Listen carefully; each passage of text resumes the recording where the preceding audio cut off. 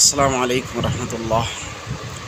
সম্মানিত দর্শকবৃন্দ, আজ আপনাদেরকে আমাদের দেশের জনপ্রিয় একটি ইসলামী পত্রিকা মাসিক আল কাউসার এর সেপ্টেম্বর সংখ্যায় কী কী আছে সেগুলো আজ দেখাবো ইনশাআল্লাহ। তো সর্বপ্রথম সূচিপত্রটি আপনাদের সামনে উপস্থাপন করছি। তারপরের পৃষ্ঠায় রয়েছে সম্পাদকীয়। এই সম্পাদকীয়ের মধ্যে এই পত্রিকার সম্পাদক সাহেব অনেকগুলো বিষয়ে আলোকপাত করেছেন। শিরোনামগুলো আপনাদেরকে দেখাচ্ছি।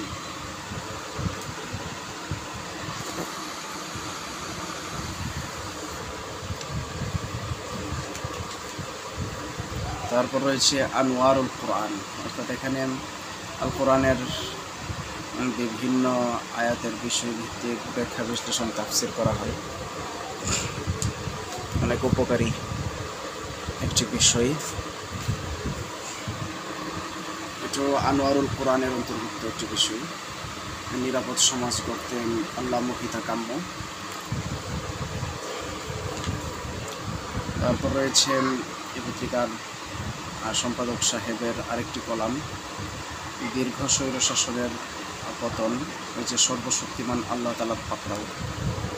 এ সম্পর্কে তিনি অনেক বিশ্লেষণপূর্বক এবং লম্বা একটি প্রবন্ধ লিখেছেন, খুবই চমৎকার এবং খুবই সুখপাঠ্য একটি প্রবন্ধ উনি এখানে লিখেছেন এবং বাংলাদেশের বর্তমান প্রেক্ষাপট, তৃতীয় স্বাধীনতা সম্পর্কে বিশেষ আলোকপাত করেছেন। তারপর রয়েছেন সাহসী তারুণ্য স্পর্শ করুক নেকির আসমান।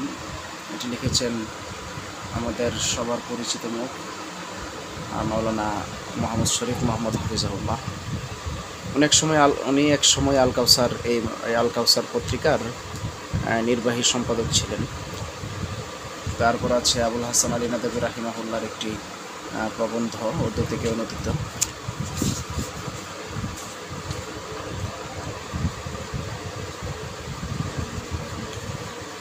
তারপর রয়েছে হযরত মাওলানা আব্দুল হাই পাহাড়পুরি রাহিমাহুল্লাহ, অর্থাৎ এই আল কাউসার পত্রিকার যিনি প্রতিষ্ঠাকালীন উপদেষ্টা, উনি অনেক বড় ইলমি এবং আমলি ব্যক্তিত্ব ছিলেন। ওনার জীবনী সম্পর্কে বিশেষ আলোকপাত করা হয়েছে এখানে। তারপর রয়েছে বণিক বার্তার প্রতিবেদন। প্রবন্ধটি দুজন প্রাবন্ধিক এই প্রবন্ধটি তৈরি করেছেন।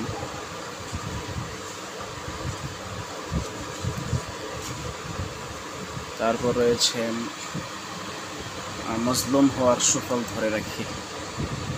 মজলুম হওয়ার বিষয়ে বিভিন্ন আয়াত এবং হাদিস দিয়ে তিনি একটি আমাদেরকে বিশেষ মেসেজ দেওয়ার প্রয়াস চালিয়েছেন, আলহামদুলিল্লাহ।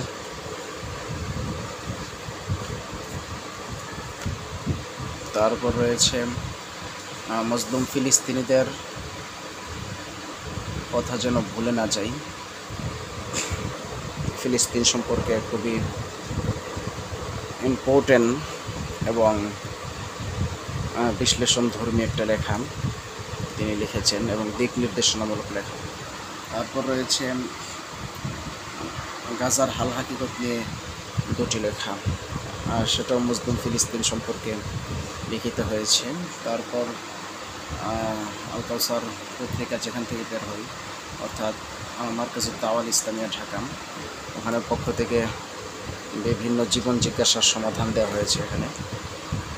এখানে তহারাত, সালাত, জাকাত, হজ, নিকাহ, তালাক, মান্নত, কসম, মুআমালা, মুআশারা, লেনদেন, ওয়াকফ ইত্যাদি বিষয়ে অনেক বিষয় এখানে স্থান পায় আলহামদুলিল্লাহ। এবং এই অধ্যায়টি খুবই গুরুত্বপূর্ণ। তারপর রয়েছে